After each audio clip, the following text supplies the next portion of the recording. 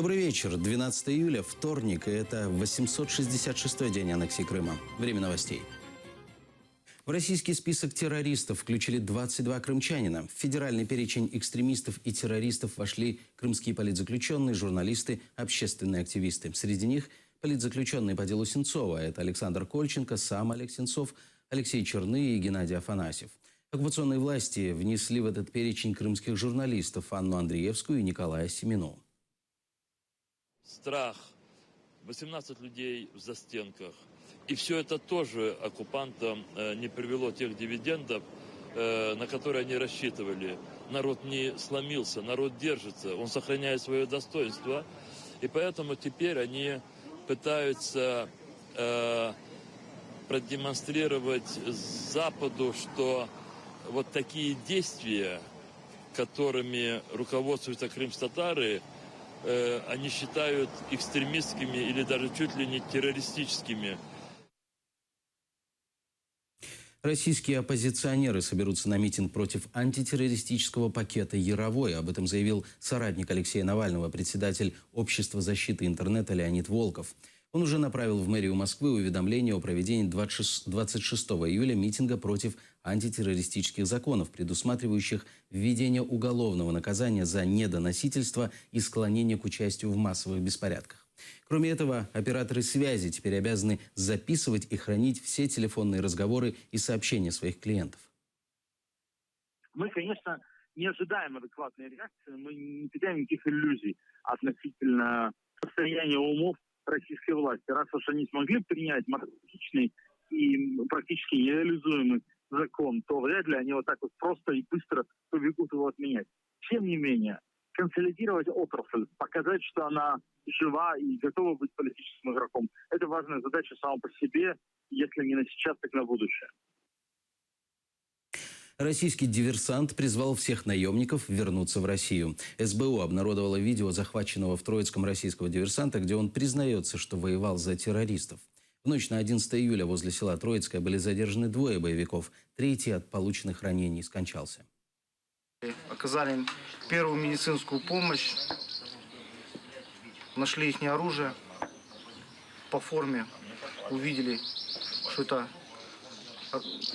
россияне. Потом при тщательном досмотре личных вещей были обнаружены паспорта российские, удостоверение личности офицеров армии ЛНР 7-й бригады. Я считаю, что эта война бесполезная. Просто убиваем друг друга.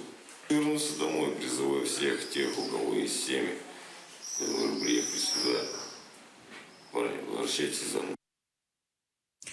«Крым. Сопротивление». Документальный фильм с таким названием презентовали в Киеве. Лента рассказывает об оккупации Крыма российскими войсками в феврале 2014 года. Автор идеи сценария фильма Эминет Джеббар, режиссер Фатима Османова. Больше знает наш корреспондент Наталка Калинка. Показ фильма «Крым. Сопротивление» завершился в кинотеатре «Украина» несколько минут назад. Главный герой фильма, американский исследователь Джеймс, приезжает в Крым исследовать этносы полуострова. В это время как раз происходит аннексия Крыма. В фильме очень много кадров, которые происходят в Крыму в феврале и марте 2014 года. На премьеру также прибыл президент Украины Петр Порошенко. Цей фільм є постійним, щоденним нагадуванням важливості для кожного українця зробити все можливе для того, щоб повернути Крим. Для кожного, починаючи від президента і закінчуючи звичайним громадянином. Нагадати всьому світу, що відбулося аннексия, аншлюз, оккупация Крыма. В зале было очень много людей. Также пришли посмотреть фильм про Крым и военные. Правда полягає в тому, що Крим був відірваний тимчасово від України незаконним шляхом. Що ці події, які відбувалися під назвою псевдореферендум, вони є незаконними.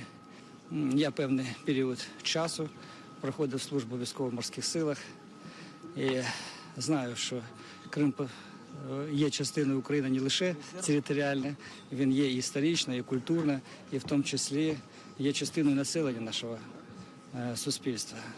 Ці події переживав безпосередньо 2 рази там. Мне кажется, что мы вернем его. Вот у меня такое предчувствие.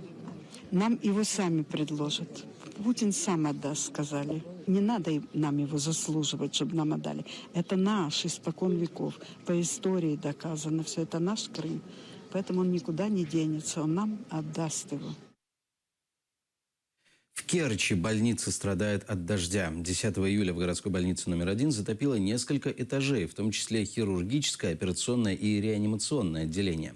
Работники медучреждения жалуются, что за 2 недели больницу затапливает уже в 3-й раз. Дождь закончился 1,5 часа назад.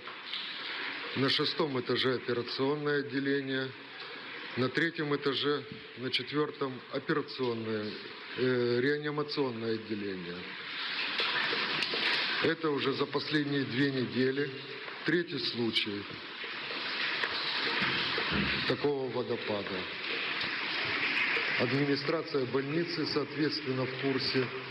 И администрация города, никакой реакции не происходит.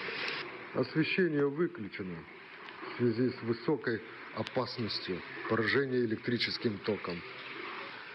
Это матрасы после 2-го случая, который произошел буквально 3 дня назад. Сохнут в коридоре, так как места другого нет. Набережная поселка Николаевка в оккупированном Крыму страдает от штормов и ненадежной берегоукрепительной системы. Еще 2 года назад здесь обрушилась лестница, ведущая на пляж. Однако не всех это смущает. Отдыхающие загорают под вывеской «Осторожно, обвал». На реконструкцию набережной необходимо 418 миллионов рублей. В алкогольном опьянении, лет 23-25. Гуляли, отдыхали, что не знаю. Вот, свалилась. Не увидела, здесь просто вот одна лестница, один пролет стоит, а остальные 2 или сколько там, 3, они упали. И она вместе за ними следом и ушла. Хорошо, что там ни арматура не торчала, ничего, потому что убилась бы. А так, хорошо, переломами отделалась. Там, нос сломала что-то. Надо, чтобы здесь произошла, наверное, смерть. И после этого только они зашевелятся. Ой-ой-ой, что же мы упустили. Только... Обвал, никто ничем не занимается. Если бы чуть-чуть его сделать, то цены ему не было. Пляж очень хороший. Ну, вы видите, что жалко. Это очень неэстетично. Здесь даже не очень приятно находиться. Если, конечно, смотреть в море, то и не смотреть по сторонам, то тогда можно слушать шум прибоя. Но если смотреть вокруг, то, конечно, вид очень плачевный. У нас плохой пляж, он очень разрушился после зимы. Заново его никто не строит, никто не засыпает песок, поэтому мало людей очень. Все местные жители страдают, потому что все, в принципе, живут за счет сезона. Сейчас в данном моменте на согласовании в организациях находится, потому что это все по ступенькам идет. Ну вот ждем, сумму, конечно, сумма неподъемная. 418 миллионов для того, чтобы привести в порядок берегоукрепления. Это очень огромная сумма. Но мы пытаемся, стараемся. Вот предыдущая власть начала, а мы поддерживаем. И за месяц, конечно, тяжело сделать какие-то серьезные шаги, но мы все приведем в порядочек постепенно.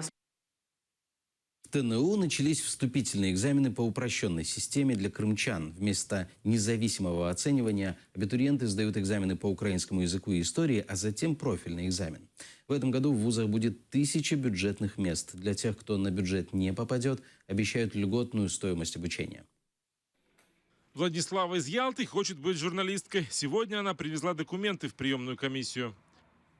Этот вуз мне нравился и в Крыму, и плюс ко всему меня интересует только определенное направление, журналистика, и оно есть недалеко не во всех вузах. В основном тот перечень вузов, который есть, это политехнические институты, и там нет направления, то, которое меня интересует. А здесь есть.